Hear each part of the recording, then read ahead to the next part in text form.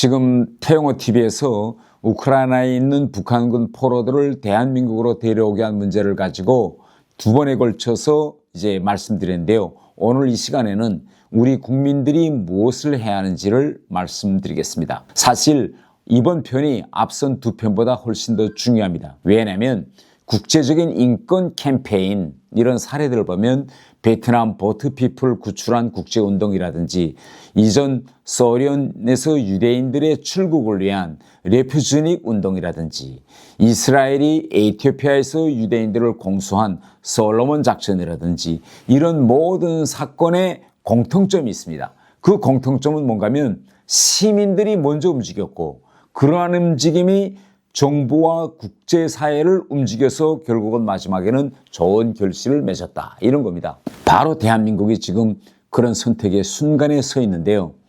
이번 제3편에서는 실제로 우리가 무엇을 할 수 있는지 그리고 최근 탈북민들로 조직된 북한군 자유송환 비대위가 이 두 사람을 데려오기 위해서 어떤 행동들을 하고 있는지 구체적으로 말씀드리겠습니다. 러시아와 우크라이나가 전원 봉국 송환 원칙에 합의한다면 이 두 명의 북한군 포로는 그 몇천 명의 숫자의 일원으로 결국 포함돼서 강제 송환될 수밖에 없습니다.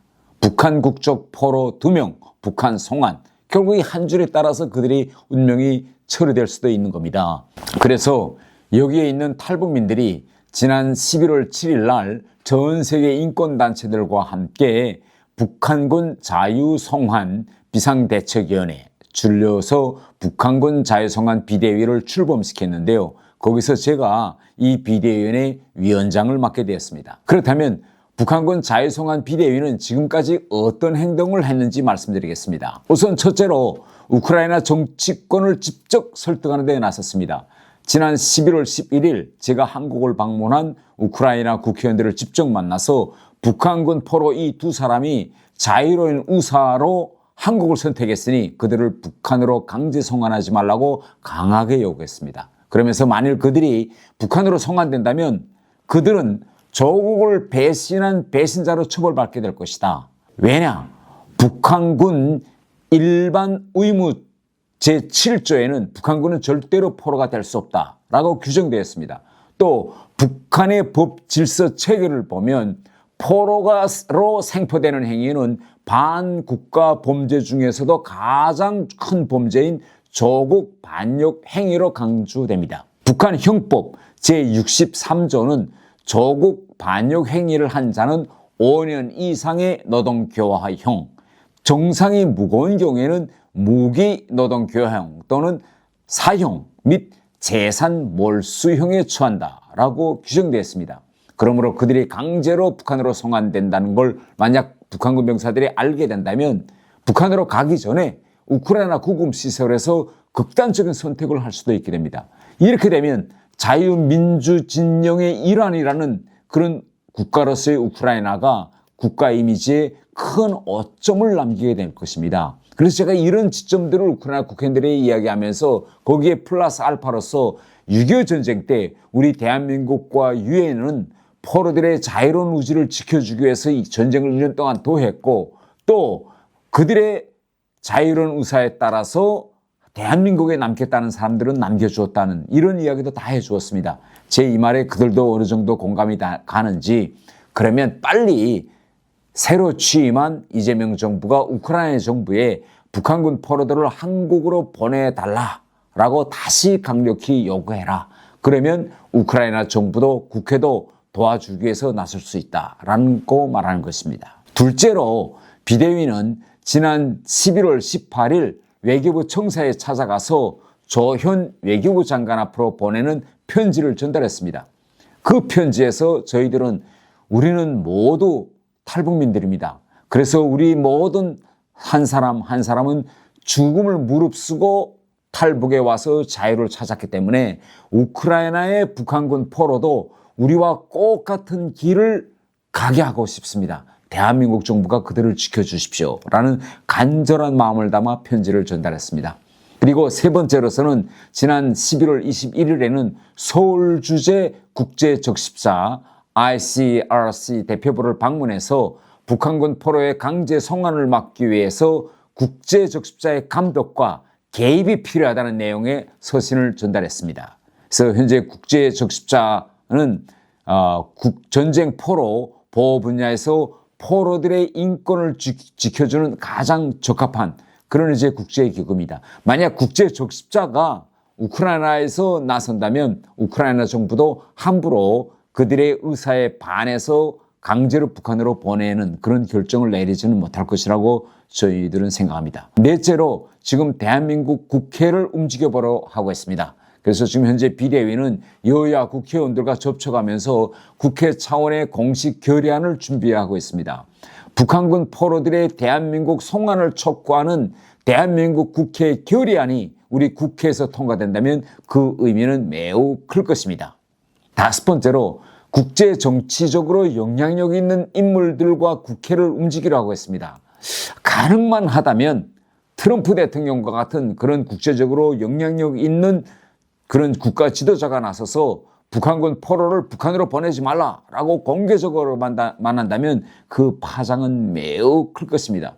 그래서 저희들이 트럼프 대통령에게 보내는 이런 서한도 준비 중에 있는데 그러한 서한을 직접 전달하는 건 쉽지 않겠지만 가능한 한 모든 방면의 통로를 찾고 있습니다. 그리고 지금 현재 영국, 독일, 프랑스 등에 살고 있는 탈북민들이 자기가 거주하고 있는 국회에 북한 포로들의 자유로운 송환을 꼭 보장해달라는 내용의 결의안을 만들어달라고 지금 청원서를 놓고 있습니다. 우리가 만일 이 두 사람을 데려오지 못한다면 어떤 일이 벌어질까요? 첫째로 북한군 전체에 매우 잘못된 메시지를 줄 것입니다. 여러분이 보도를 통해서 알고 있겠지만 지금 우크라이나 전쟁이 끝나가고 있음에도 불구하고 우크라이나 쪽으로 러시아 쪽으로 가고 있는 북한군 수는 계속 늘어나고 있습니다. 지금 러시아에서 지뢰를 제거하는 게 누굽니까? 북한 공병들이 가서 지금 다 지뢰를 제거하고 있고요. 앞으로 푸틴은 우크라이나 전쟁이 끝나면 돈바스 지역을 비롯해서 러시아군이 차지한 이 우크라이나 동부 지역의 재건, 도로, 인프라 이 재건도 북한 군인들이 해줄 것을 지금 북한에 요구하고 있다고 합니다. 그러면 앞으로 전쟁이 끝나면 수만 명의 북한 군인들이 러시아와 우크라이나 지역에서 여러 가지 인프라 재건 사업에 투입될 것인데 사실 이 휴전선을 넘어서 이제 한국으로 오는 것보다 그 넓은 우크라이나 계활지대에서 탈북하는 것이 훨씬 더 쉬울 겁니다. 탈주하면 되는데 만일 이미 우크라이나 쪽에 넘어갔던 북한군이 강제로 북한으로 송환된다면 김정은이 이걸 가지고 계속 떠들 겁니다. 건설장에서, 지뢰 해제장에서 또 넓은 계활지대에서 그들이 혼자 남았을 때 우크라이나 쪽으로 가봤자 또 역시 중국처럼 강제로 북송될 것이다. 이렇게 세뇌 교육을 시키면 그들이 도망치고 싶어도 자유를 찾아 한국으로 오고 싶어도 별 수 없다고 생각하고 탈북 자체를 완전히 포기할 겁니다. 어차피 우크라이나 쪽으로 넘어가도 다시 잡혀서 북한으로 갈 건데 이렇게 생각할 거란 말입니다. 그 다음에 둘째는 김정은에게 매우 잘못된 그런 자신감을 줄 것입니다. 지금 김정은은 어떤 자세인가면 푸틴이 이번에 자기 의사대로 정전협정을 맺을 수 있은 것은 자기가 푸틴을 도와서 쿠르스크에서 우크라이나군을 북한군이 밀어냈기 때문에 이게 가능한 것이다. 이렇게 하면서 지금 북한에서는 거의 매일 쿠르스크 해방작전이 북한군 도움으로 됐다라고 하고 뭐 샛별이라는 이름을 붙인 거리도 건설해서 쿠르스크 전투에서 전사한 북한군 가족들에게 집 한 채씩 뭐 나누어주고 기념비도 세우고 기억하리라는 영화도 만들어 돌리면서 지금 뭐 난립니다. 그런데 아니 북한군 병사 2명도 데려 못 오고 결국은 북한으로 간다라고 한다면 김정은이가 뭐 더 자신감이 생길 겁니다. 셋째로 국제사회에서 인권 문제를 이야기할 때 우리 대한민국의 목소리가 약해질 겁니다. 아마 우리가 그 누구의 인권 문제를 말한다면 이렇게 말할 겁니다. 아니 우크라이나에 있던 북한군 포로 2사람도 데려가지 못하면서 여러분 미국 워싱턴에 가면요 홀로코스트 박물관이라는 데가 있습니다. 그 박물관을 돌아보면 이런 메시지가 납니다. 남이 인권 유린에 침묵하면 그 피해는 결국 당신에게 돌아온다. 이 두 명의 북한군 포로는 역사가 우리에게 던진 아주 중요한 시험 문제입니다. 너희들은 그들을 데려올 수 있느냐? 또 그들이 한국으로 오기 싶어서 그렇게 갈망했을 때 도대체 무엇을 했느냐? 저 태영호 TV는 끝까지 이 문제를 추적하고 이슈화할 것입니다. 그렇지만 저 혼자 힘으로는 부족합니다.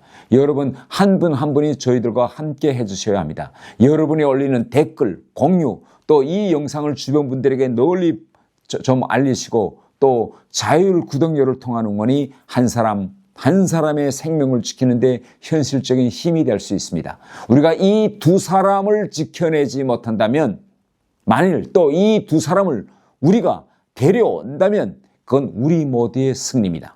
그리고 언젠가 역사가 묻을 것입니다. 그때 당신들은 무엇을 했느냐? 그 질문에 부끄럽지 않은 답을 저희 태영호 TV와 함께 하기를 바랍니다.